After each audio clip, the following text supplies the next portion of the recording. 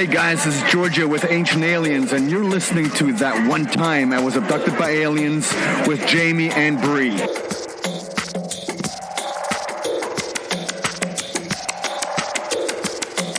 You're listening to That One Time I Was Abducted by Aliens. I'm Jamie. I'm Bree, and we're two sides of the coin.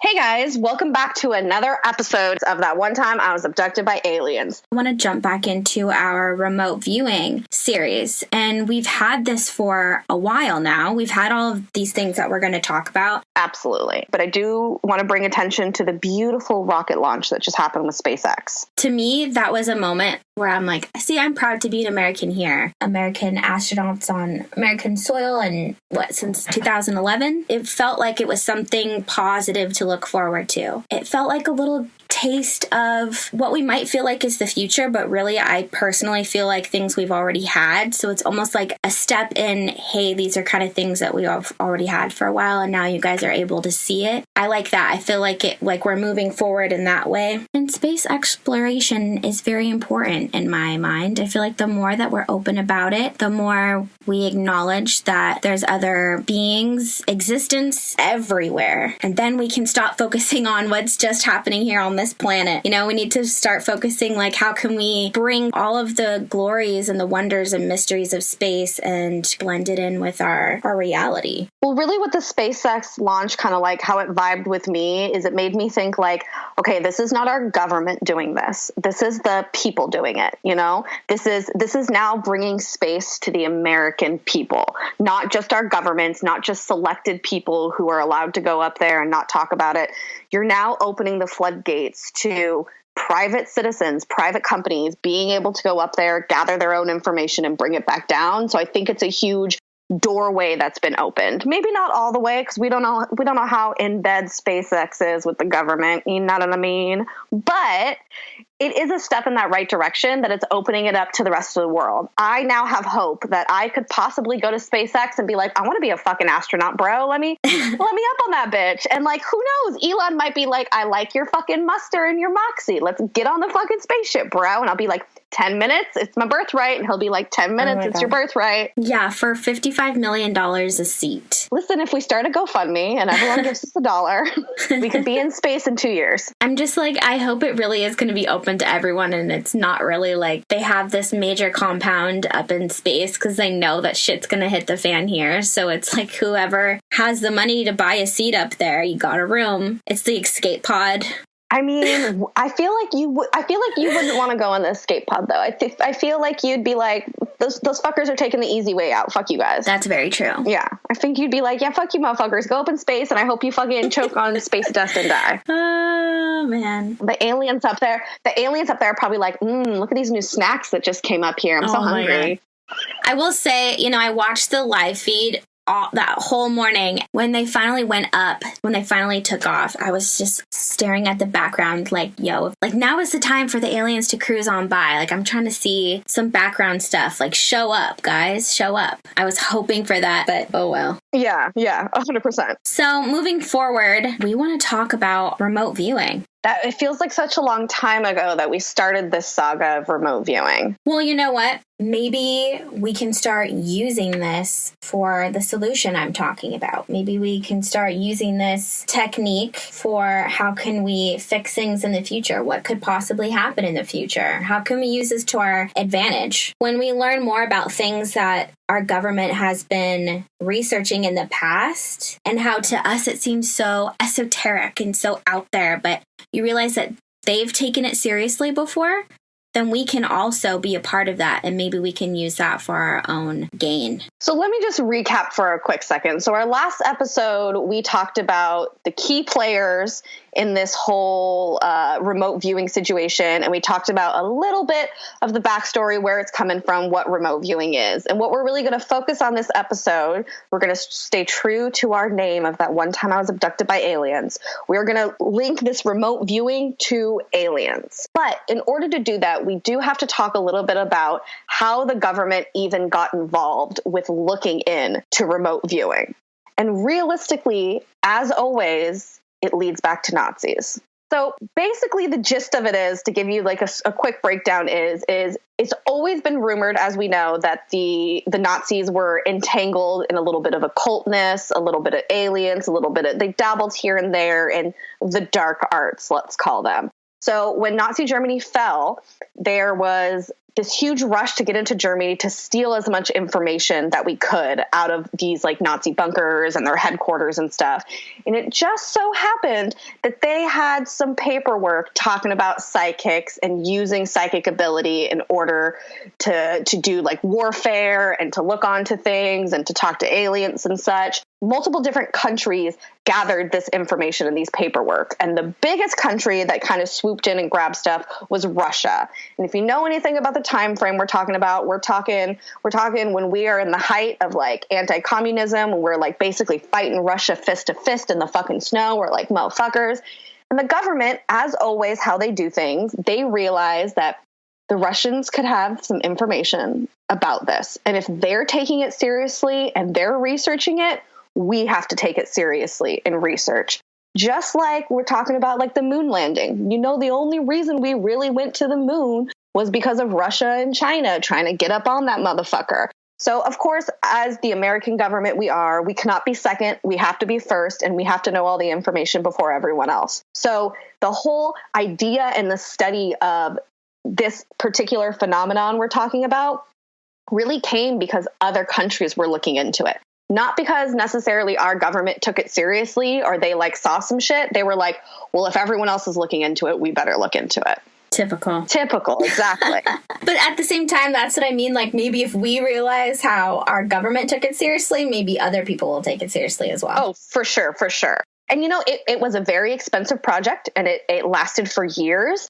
And, you know, there's a big debate on the results of this thing, you know, but I feel like that comes with any of this paranormal stuff. It's like the government looks into it and then they're like, they don't really give you an answer. They're like, I mean, we looked into it for 10 years or so and we spent millions of dollars, but I'm not going to tell you what we thought about it. We're going to just let you know we were there.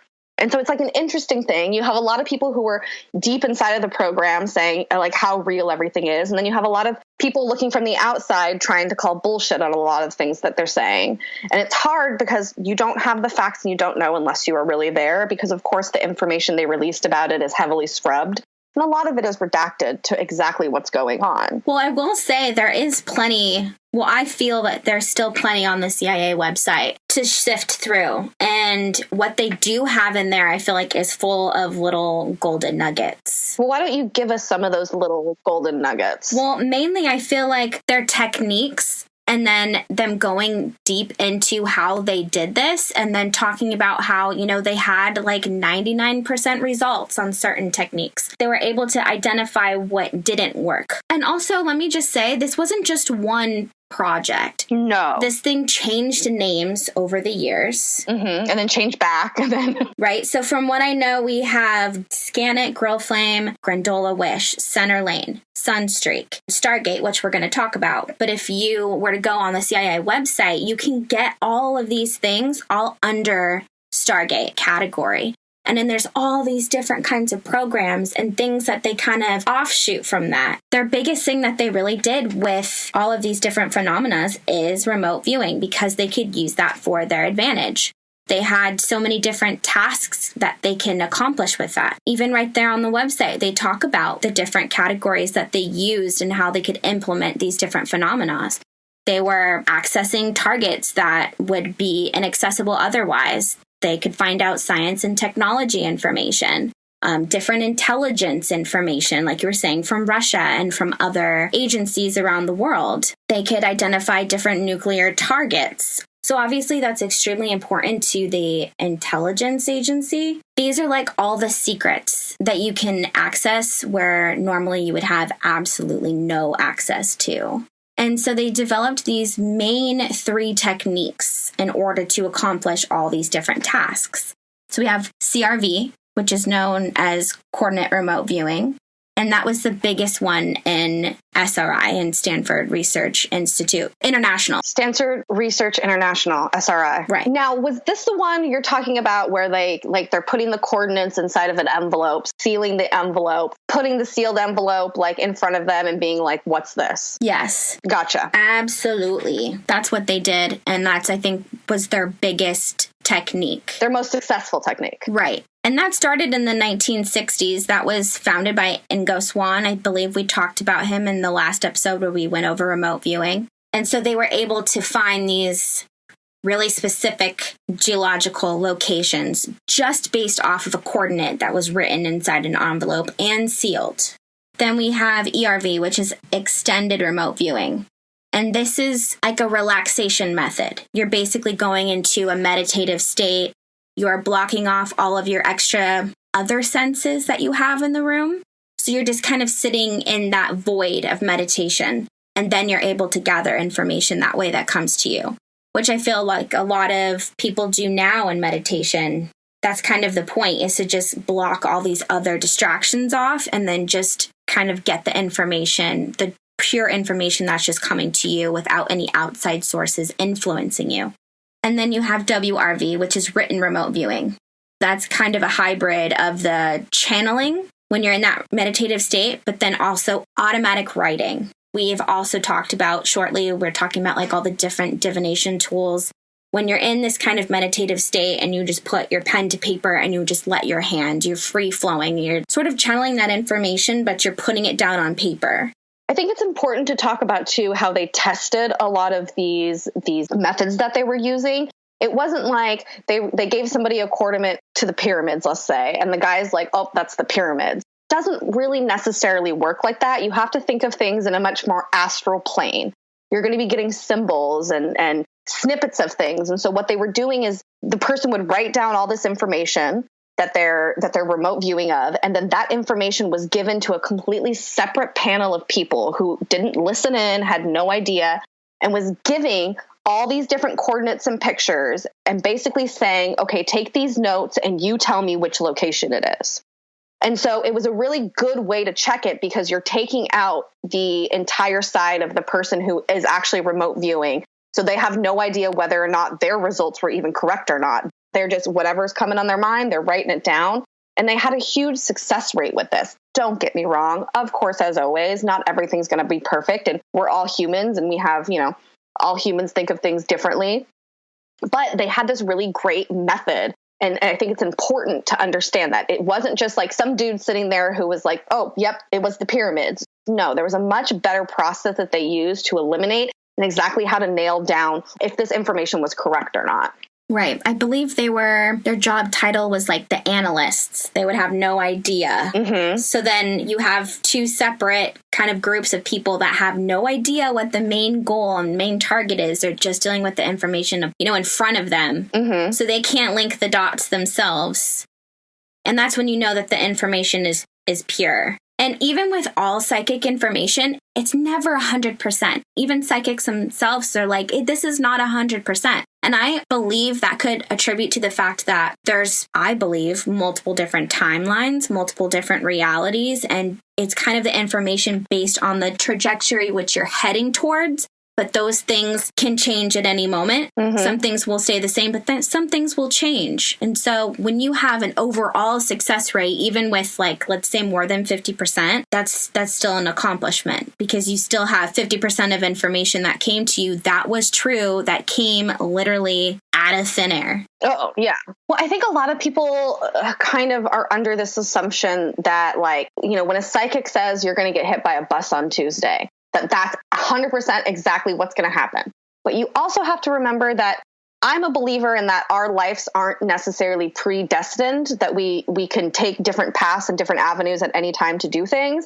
So I might be getting hit with a bus on Tuesday, but also maybe because I stopped at this certain coffee shop on Wednesday last week, it changed my trajectory. So therefore, I won't be hit by that bus on Tuesday because I won't be in that location on Tuesday.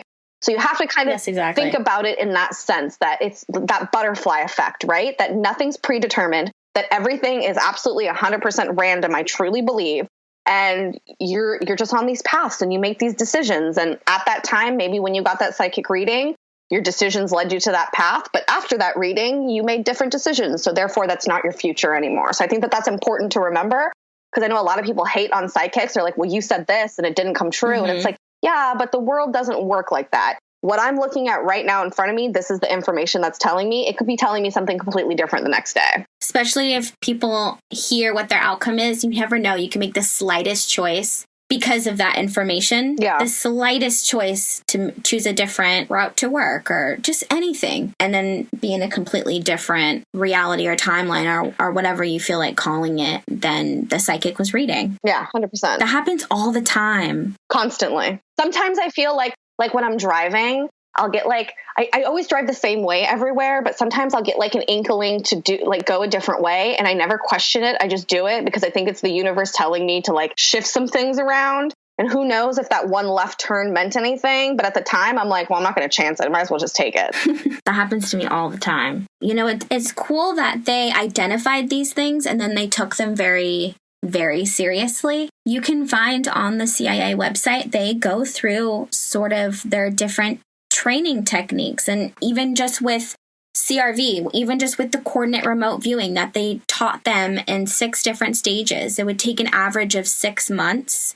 First, they would start off with getting you to identify different terrains, so like mountains, a river, a desert, things like that. And then you would switch to the precise geological location. Well, and I think what's interesting about it too is like a big thing that I got from all of these documentations is that it's not just psychics who can do this.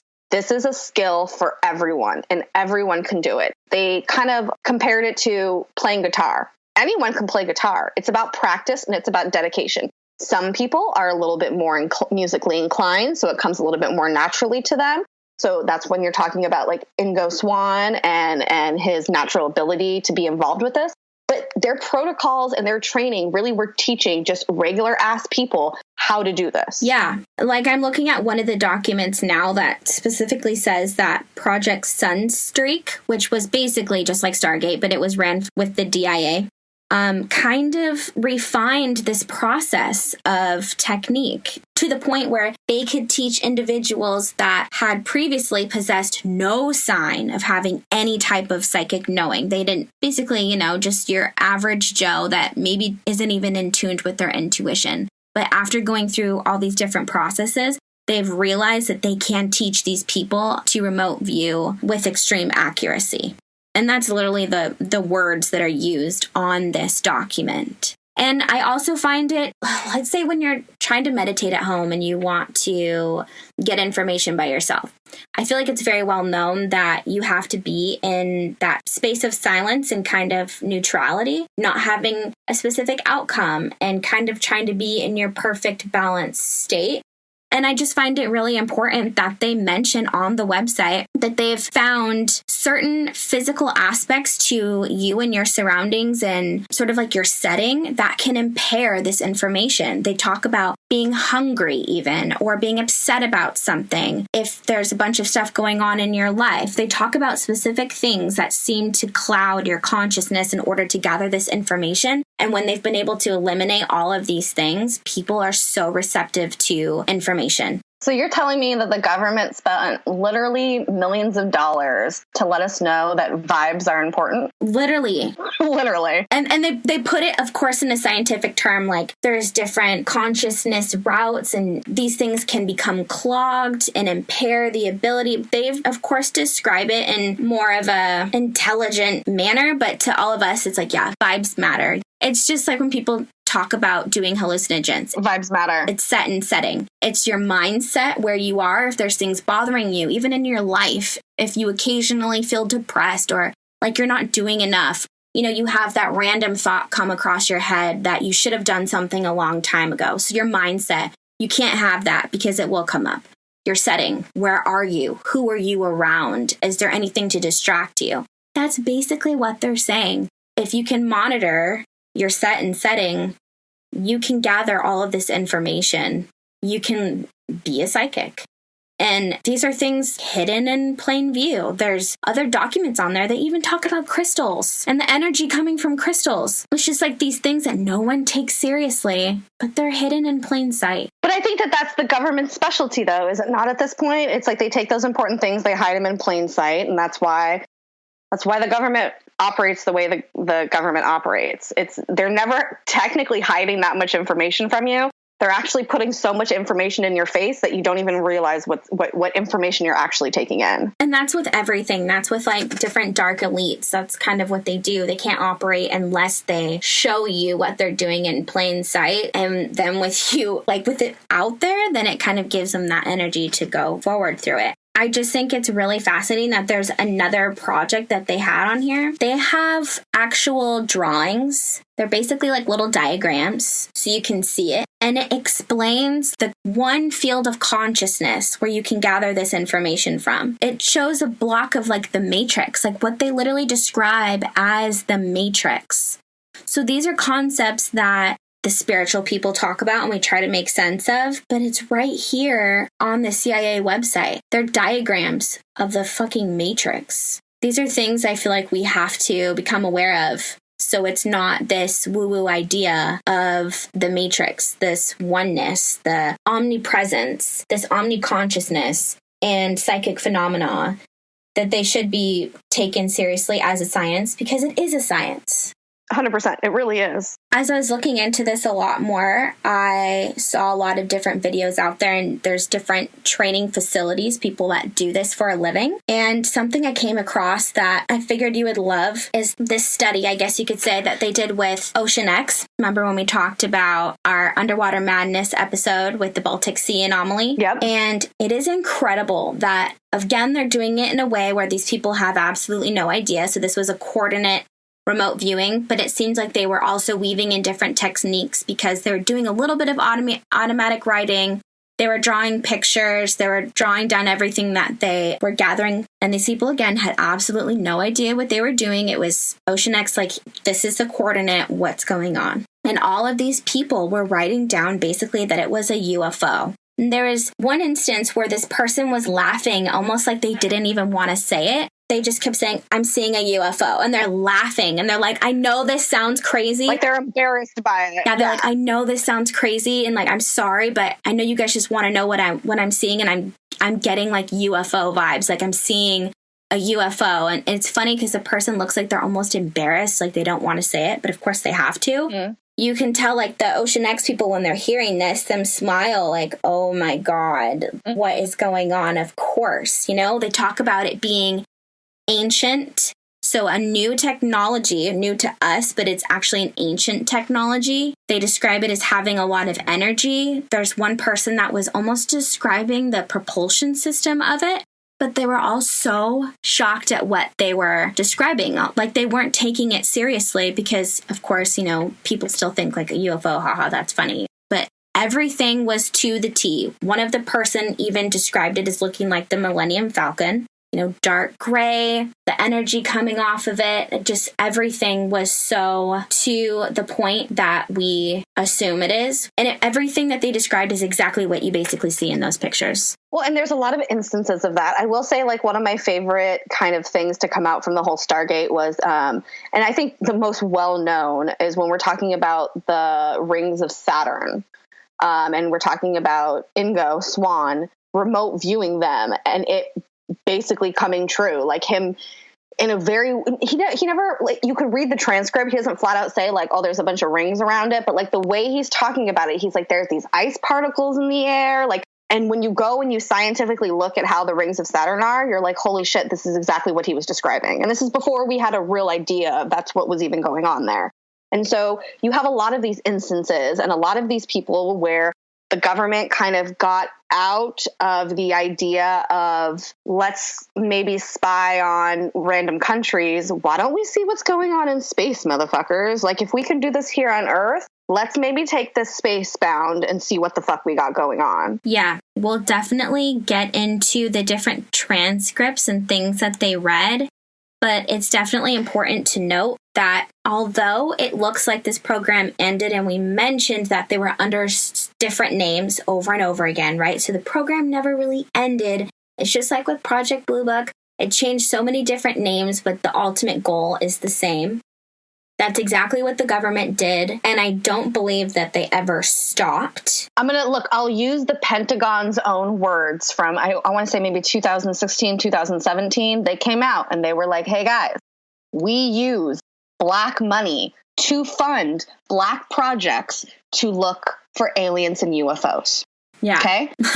Not just one project, not just one little, like multiple guys. These people are investigating it. So for you to think that some certain particular thing stopped, they just changed the name of it and moved on to something else so that you wouldn't realize what's going on. So they could release a bunch of information about it because, you know, we have the Freedom of Information Act and they have to do shit like that to get it out there. They didn't give us any of the real good juicy stuff, and they changed the name so they can continue doing what they're doing. Yeah, but there's just so much on the website though where basically like, look at all these things. We figured it out. This is how it can make sense scientifically. All this stuff. And then in the end, it's like, oh, we did a study though overall. And it was pretty much inconclusive for everything. So we're just going to scrub it off. It's exactly the way that Project Blue Book ended when, you know, there was like the Robinson panel and they all got all their information, was like, it's nothing. That's exactly what they did here. It's the same tactic. It's look at all these things. Then that there was nothing, which to me is the biggest proof that there was something. I believe that they're still doing it today. And it would make sense to me if that was another reason which aided in our Space Force. Seeing more things that are out there. I mean, if they were gathering information like that way back then, you could only imagine what they have now. So I kind of feel like that also aids in things like militarizing space when you realize all the other things that are out there. Absolutely. I think that's a great note to end on. Next episode, we will jump into the actual transcripts of them seeing them motherfucking aliens up in space. So we love you guys so much. We do. Hang in there. Everybody try to stay positive. We're trying our best. Send us your good vibes and your positive energy. It's really what we need right now. Push that shit out into the universe. We all just need it. We love you all. We love you all very much. Very, very much. Hang in there. I even mildly love Mountain View, California. Good. And again, I will peacefully say that they should go make love to themselves. That's a great note to end off, Jamie. That is a positive. This is how you know that the fucking world is changing. All right. Love you guys. Bye. Love you guys so much. Bye.